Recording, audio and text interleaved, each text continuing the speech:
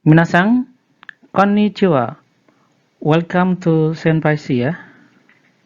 Dan kita masih dalam seri PPH orang pribadi. Pada video kali ini kita akan membahas studi kasus pengisian SPT PPH orang pribadi 1770 SS, dan kasus yang akan kita berikan contoh adalah wajib pajak orang pribadi karyawan yang mendapatkan penghasilan lain-lain ya ini ya, dan posisi istrinya adalah bekerja. Dan nanti kita akan membahas bagaimana kalau statusnya itu adalah kakak dalam SPT tahunannya.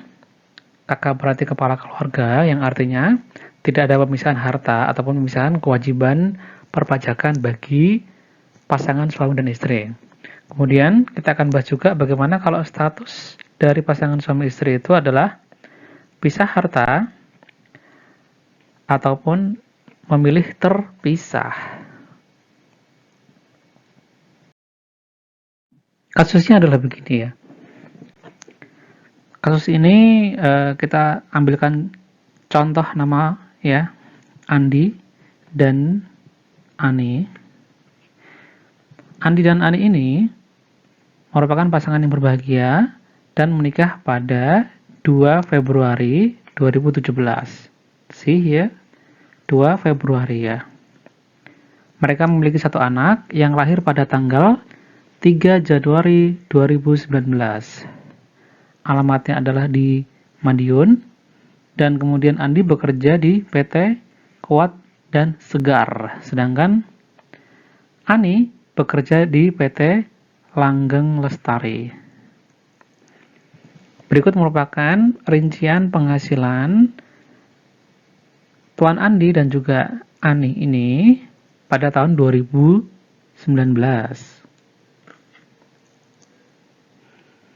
Gaji dan tunjangan ya, informasinya cukup lengkap ya. Ini diambilkan dari form 1721 A1-nya ya, baik itu untuk Tuan Andi dan Nyonya Ani. Gaji dan tunjangan yang merupakan penghasilan brutonya, Andi 59 juta sekian dan Ani 58 juta sekian. Kemudian pengurang penghasilan bruto ini dari biaya jabatan dan juga iuran pensiun.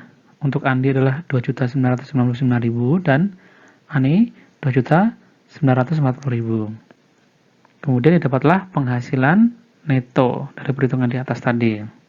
Didapat penghasilan netonya Andi 56 juta sekian dan Ani 55 juta sekian. Adapun posisi PTKP per 1 Januari 2019 adalah Tuan Andi ini senilai K1 nih ya. Ini K0 nih. Tuan Andi K0. Sedangkan Ani TK, tidak kawin. Ya, ini adalah perhitungan dari bukti potong PPh pasal 21-nya. Kenapa Tuan Andi kok enggak K1? Kan dia 2019 kan sudah punya satu anak. Iya, 2019 punya satu anak, tetapi dia lahirnya lihat adalah tanggal 3 Januari 2019. Ya, padahal untuk yang PTKP itu adalah kondisi per awal Januari, awal tahun atau bagian tahun pajak, yang artinya tanggal 1 Januari 2019. Which is anaknya belum lahir. Kemudian dari perhitungan ini, PHKP-nya Tuan Andi adalah nihil ya, karena penghasilan netonya 56 juta, sedangkan PTKP-nya 59 juta. Lebih tinggi ya PTKP-nya ya, sehingga penghasilan karena pajaknya nihil dan pajak yang terutang otomatis nihil juga. Dengan begitu PPh pasal 21 yang dipotong ya pasti nihil. Kemudian untuk yang Ani, penghasilan netonya adalah 55.860.000 rupiah dan PTKP-nya 54 juta rupiah. Dan tadi PTKP-nya adalah TK 0 ya. Sehingga PHKP-nya atau penghasilan kena pajaknya adalah Rp1.860.000. Tinggal dikalikan tarif saja di pasal 17 Undang-Undang KUP. Yaitu dia masih ada di bracket pertama 5% gitu ya. Ini untuk yang ani ya. Dikalikan saja sama dengan Rp93.000. Dan itu dipotong oleh perusahaan tempat dia bekerja, yaitu PT Langgang Lestari, sebesar nilai yang sama, Rp93.000. Kemudian, informasi yang lainnya adalah Andi mendapatkan warisan mobil KAE dari kakaknya yang telah meninggal dunia. Innalillah. Sebesar senilai Rp250 juta. Dan Ani mendapatkan pakaian dan kosmetik dari perusahaannya senilai Rp2 juta. Sehingga total penghasilan lain-lain di sini adalah Rp252 juta. Kita lihat bahwasanya warisan ini ya, ini kan warisan ya. Warisan ini merupakan bukan objek pajak ya. Dan di pasal 4 ayat 3 Undang-Undang PPH, warisan itu tidak ada keterangan tambahan, sehingga warisan itu siapapun yang menerimanya sepanjang dia merupakan ahli waris, maka atas penyerahan warisan itu tidak terutang PPH. Kemudian Ani yang mendapatkan natura nih ya. Natura senilai Rp2 juta ini BOP juga, bukan merupakan objek pajak. Karena tempat Ani bekerja itu bukanlah wajib pajak yang dikenakan PPH secara final atau bukan subjek pajak. Sehingga dia merupakan BOP, bukan objek pajak. Informasi yang lainnya adalah Andi mendapatkan penghasilan lain nih, berupa sewa mobil senilai Rp2.500.500 ya. Adapun informasi hartanya yang mereka miliki itu rumah atas nama Andi, perhiasan Ani, mobil Parejo Sport Andi, mobil KAE Andi, tabungan Ani, dan tabungan Ani juga. Dengan total senilai Rp1.575 juta. Di sini ada tahun perolehannya juga. Ya, adapun utang yang mereka miliki adalah kepada Rinto di Jakarta senilai Rp320 juta. Dan nilai ini adalah per 31 Desember 2019. Ya. Kemudian yang akan kita bahas bersama adalah hitunglah PPH yang kurang atau lebih bayar pada pembuatan SPT tahunan 2019 jika Ani ini tidak memilih kewajiban pajaknya secara terpisah dari suaminya, yang berarti statusnya di sini adalah kakak. Kemudian yang kedua, bagaimana jika Ani memilih menjalankan kewajiban perpajakan secara terpisah dari suaminya?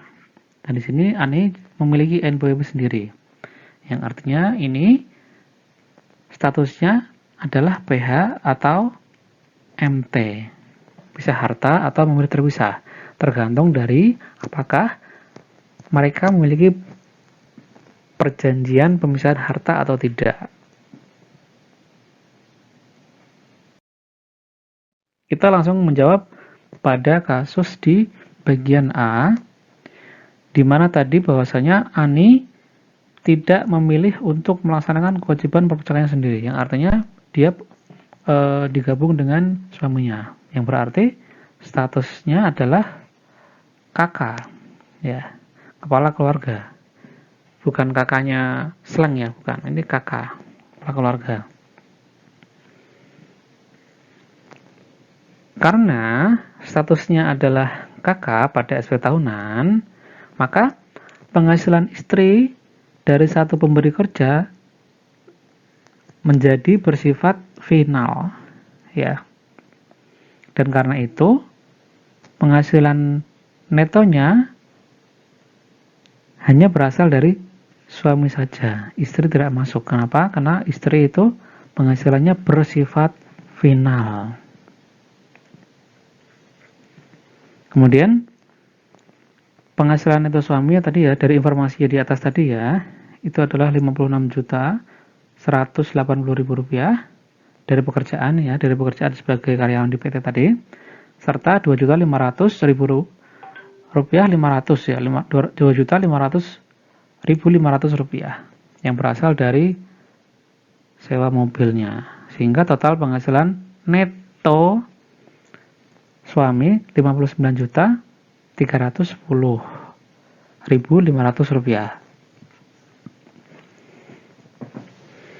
Adapun penghasilan bruto yang bersifat final ini adalah dari Ani ya, dari istrinya ya, yaitu brutonya 58.800.000 rupiah, dan PPh yang terutang yang bersifat final tadi yang telah dipotong oleh tempat Ani bekerja itu 53.000 rupiah. Adapun penghasilan bukan objek yang dari warisan dan juga dari natura itu senilai 252 juta rupiah. Berikut merupakan perhitungan penghasilan itu untuk penghitungan SPT tahunannya, untuk tahunannya ya. Ini ya. Nah, ini please dihafalkan ini ya. Dari 10 poin ini ya. Penghasilan netonya tadi ya 59.310.500 rupiah. Kemudian tidak ada keterangan mengenai zakat atau sumbangan wajib, maka 0 ya. Terus penghasilan neto setelah zakat atau sumbangan ya tentu saja masih sama. Kemudian kompensasi kerugian tidak ada, karena kompensasi kerugian itu hanya untuk wajib pajak orang pribadi yang menjalankan pembukuan atau melakukan pembukuan, dan kalau badan juga bisa kompensasi kerugian. Sehingga penghasilan neto setelah kompensasi kerugian masih sama ya ini ya, 59.310.500 rupiah. PTKP-nya ini adalah untuk sang suami ya, yaitu Andi tadi. Karena kenapa kok nggak UKI ya? Ya karena penghasilan istrinya tidak digabung di sini. Karena penghasilan istrinya bersifat final, yang artinya nggak perlu diperhitungkan lagi di akhir tahun. Dia hanya cukup dilaporkan saja di SPT tahunan suaminya. PTKP-nya 58.500.000 rupiah, sehingga tinggal dikurangkan saja. PHKP-nya adalah 810.000 rupiah. Di sini sebenarnya ini kan ada 500-nya ya. Cuman untuk penghitungan PHKP itu dibulatkan ke ribuan terbawahnya. Jadi berapapun nilainya, maksimal kan 999 itu ya, tetap dibulatkan ke bawah, bukan bulatan dalam Excel ya. Kemudian dikali tarif saja ya, untuk mengetahui PPh terutangnya. Tarifnya tentu saja ini masih di bracket pertama, yaitu 5%. Dikali 810.000 rupiah, sama dengan 40.500 rupiah. Kemudian apakah ada kredit pajak di sana, yaitu PPh yang telah dipotong atau dipungut oleh pihak lain, tadi untuk yang suaminya adalah 0 ya. Sehingga tinggal dikurangkan saja, PPh yang harus dibayar sendiri atau lebih potong sama dengan 40.500 rupiah. Terus PPh yang dibayar sendiri berapa? Belum ada. Sehingga pada akhir tahun, di dalam laporan SPT tahunan nanti, dia akan kurang bayar sebesar 40.500 rupiah. Nah, oke, clear di situ. Informasi yang lain tadi, jumlah harta adalah 1.575.000.000 rupiah dan jumlah hutangnya 320 juta rupiah. Serta karena dia statusnya adalah karyawan dan di sini ya, dia tidak perlu menghitung atau membayar angsuran PPh 25 tahun berikutnya. Kemudian, kenapa? Begini, karena penghasilan lainnya itu, walaupun ada sewa mobil, namun di sini dikategorikan bahwasanya dia sewanya itu hanya sesekali saja, bukan merupakan usaha atau pekerjaan bebas dari Andi itu. Kalau misalnya sewa mobilnya itu merupakan usahanya Tuan Andi atau pekerjaan bebasnya Tuan Andi, maka nanti dia harus menghitung PPh pasal 25-nya. Gitu ya. Tapi di sini itu dianggapnya adalah penghasilan sewanya itu hanya sekali saja. Karena dilihat dari nilainya itu kan relatif kecil ya, berarti itu hanya insidental saja. Nah, selanjutnya kita akan melihat laporan SPT-nya ya. Di sini SPT yang digunakan Tuan Andi dan keluarga adalah menggunakan 1770 SS. Namun kita lihat di sini ya, bahwa penghasilan bruto ya dari Andi ini ya, dari pekerjaan maupun dari penghasilan neto negeri lainnya itu adalah 62 juta rupiah. Kita ingat kembali bahwa kalau wajib pajak itu penghasilan brutonya lebih dari 60 juta rupiah ya dalam setahun, maka dia tidak boleh menggunakan SPT 1770 SS. Dia tidak boleh ya. Karena sudah melebihi ini ya. Angkanya sudah melebihi 60 juta rupiah. Sehingga dia harus menggunakan SPT 1770 S saja. Dari keterangan ini bahwa penghasilan brutonya tadi sebesar 62.300.500 rupiah. Sehingga nggak boleh lagi menggunakan 1770 SS. Dan SPT yang digunakan harusnya adalah 1770 S.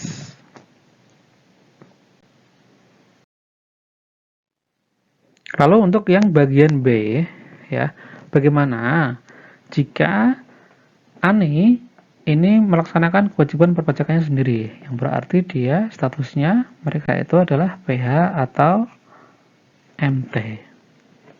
Di sini maka kita harus menghitung seluruh penghasilan mereka secara gabungan dan juga menghitung berapakah PPh yang terutang mereka secara gabungan. Kemudian baru kita menyeplitnya, membaginya berapa yang seharusnya terutang untuk Tuan Andi, berapa yang seharusnya terutang untuk Nyonya Ani. Nah, kita hitung saja penghasilan netonya ya. Ini Tuan Andi kan tadi 59.310.500 rupiah. Sedangkan Ani adalah 55.860.000 rupiah. Totalnya adalah 115.170.500 rupiah. Kemudian PTKP yang digunakan adalah KI 0 ya, karena ini adalah gabungan dari penghasilan suami dan istri. Dan statusnya adalah per 1 Januari 2019 mereka belum memiliki tanggungan. KI 0 ini PTKP-nya 112.500.000 rupiah. Tinggal dikurangkan saja. Ya. Didapatlah penghasilan kena pajaknya. Nah, penghasilan kena pajaknya nilainya adalah 2.670.000 rupiah. Seharusnya dia berapa? 2.670.500. Tapi untuk yang PHKP ini dibulatkan ke ribuan terbawah. Terus tinggal dikalikan tarifnya untuk mengetahui PPh terutangnya, yaitu 5% ya. Ini masih di bracket pertama ya, 0 sampai 50 juta. Di atas 0 berarti ya. Kalau 0 kan tetap 0 ya. Di atas 0 sampai 5 sampai dengan 50 juta itu adalah 5%. Tinggal dikalikan saja. Dapatlah angka PPh yang terutang adalah Rp113.500. Dari sini kita akan menyeplitnya ya. Caranya gimana? Yaitu misalnya untuk yang Andi ya. Berarti PH neto Andi dibagi PH neto gabungan dikali PPh terutang. Ya, rumusnya seperti ini ya. Penghasilan netonya Andi itu 59 juta, kemudian penghasilan neto gabungan itu 115 juta sekian-sekian, dikali dengan PPh terutang gabungan. Sama dengan yang untuk Andi adalah Rp68.750. Adapun untuk Ani, caranya juga sama ya. Berarti penghasilan neto Ani dibagi penghasilan neto gabungan dikali PPh yang terutang. Sama dengan Rp64.750. Terus kredit pajak masing-masing berapa nih ya? Untuk yang suami tadi belum ada PPh yang dipotong ya, jadi masih 0 nih ya. Kemudian untuk yang istri, yaitu Ani, itu sudah dipotong oleh perusahaan tempat Ani bekerja sebesar Rp93.000. Hingga tinggal dikurangkan saja ya. Maka sang suami yaitu Andi itu ada kurang bayar sebesar Rp68.750. Adapun Ani, sang istri itu ada lebih bayar sebesar Rp28.250. Gitu ya. Jadi pertama kita hitung penghasilan dan PPh gabungan dulu, baru kemudian kita split untuk yang Andi berapa, untuk yang Ani berapa, gitu ya. Ya. Nah, karena status mereka itu adalah PH atau MT, ya ini ya, maka Andi memiliki NBP sendiri dan Ani juga memiliki NBP sendiri, maka dia harus menggunakan 1770S. Tidak boleh menggunakan SS. Oke guys, mungkin itu yang bisa Senpai share. And please subscribe, like, comment, share, dan jangan lupa aktifkan loncengnya untuk mendapatkan notifikasi dari Senpai C. Thank you.